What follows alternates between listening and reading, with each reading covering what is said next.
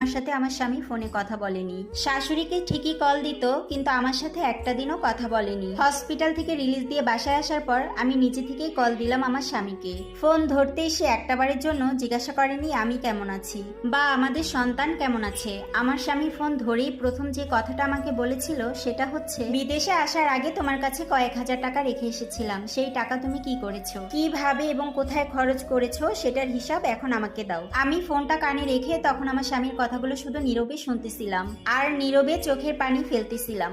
আমার স্বামী বিদেশে যাওয়ার পর কখনোই আমার কাছে টাকা পাঠাতো না, সব টাকাই আমার শাশুড়ির অ্যাকাউন্টে পাঠাতো। যদি কখনো আমি আমার স্বামীর কাছে হাত খরচের টাকা চাইতাম, তখন সে উত্তরে বলতো, তোমাকে তো 3 বেলা ঘরে বসে খাওয়াচ্ছি, তোমার আবার কিসের হাত খরচ। ডাক্তার বলেছিল সিজারের 20 দিন পর ডাক্তারের কাছে আবার যেয়ে একটু চেক আপ করে আসতে। আমি যখন শাশুড়ির কাছে গিয়ে বললাম আম্মা আমাকে কিছু টাকা দেন, তখন আমার শাশুড়ি মুখের উপর বলল, তোমার বাবার বাড়ির কাছ থেকে গিয়ে টাকা নিয়ে আসো, বাচ্চা হওয়ার সময় তোমাকে বারবার বলেছিলাম যেন সিজার না করে, আর এখন তোমার 2 দিন পর পর ডাক্তারের কাছে যাওয়া লাগবে আর টাকা আমার দেওয়া লাগবে, এটা আমি কখনোই হতে দিব না। সিজার করার সময় তোমার পিছনে আমার অনেক টাকা খরচ হয়েছে, এখন আর আমি একটা টাকাও দিতে পারবো না। শাশুড়ির মুখে এমন কথা শুনে আমি আমার রুমে চলে আসলাম। তারপর আমি আমার বাবার কাছে কল দিলাম। বাবা ফোন ধরতে বাবাকে আমি বললাম, বাবা আমার কিছু টাকার প্রয়োজন, ডাক্তার দেখাবো। তখন বাবা উত্তরে বলল, বিয়ের আগে সব খরচ আমি বহন করেছি, আর এখন বিয়ের পরেও যদি তোকে বিয়ে দিয়ে সব খরচ আমাকে বহন করতে হয়, তাহলে তোকে বিয়ে দিয়ে কি লাভ হলো? তোর এখন বোঝা উচিত তোর বিয়ে হয়ে গেছে, তোর উপরে এখন আর আমার কোনো দায়ভার নেই। আমি এ কথা শুনে ফোনটি রেখে দিলাম আর নীরবে দাঁড়িয়ে কত সময় কাঁদলাম।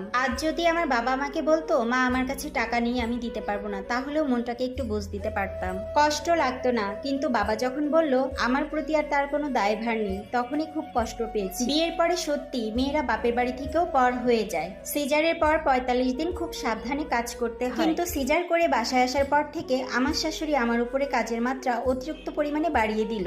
আর তার কারণ হলো আমার কেন নর্মাল ডেলিভারি হলো না, আমাকে কেন সিজার করতে হলো। সেদিন যখন না পেরে আমার স্বামীর কাছে আমি আবারও কিছু টাকা চাইলাম, সে আমাকে প্রতি উত্তরে বলল, তুই মরিস না কেন, তুই এখনো মরতে পারিস না। স্বামীর মুখে এমন কথা শোনার পর চোখের পানি ফেলা ছাড়া আমার আর কোনো উপায় ছিল। আমি তখন শুধু ভাবতেছিলাম আমার জীবনের সবচেয়ে বড় ভুল হচ্ছে মেয়ে হয়েটাই জন্মানো, আর দ্বিতীয় ভুল হচ্ছে বাবা মায়ের পছন্দের ছেলেকে বিয়ে করা। আর এই সম্পূর্ণ স্টোরিটা একটা প্রবাসী বউয়ের লাইফ থেকে নেওয়া। আপনাদের এতে মতামত কি? বর্তমান যুগের স্বামী আর শাশুড়ি কি বাড়ির বউর সাথে এমন আচরণটি করতে পারে? তবে দোয়া করি কোনো মেয়ের ভাগ্যেই যেন এমন শ্বশুর বাড়ি আর এমন স্বামী কপালে না জোটে। হ্যালো বিউটিফুল অডিয়েন্স, তো আজকের ভিডিওটা আমার এই পর্যন্তই। আমার ভিডিওগুলো যদি আপনাদের একটু ভালো লেগে থাকে তাহলে অবশ্যই লাইক কমেন্ট শেয়ার করতে ভুলবেন না।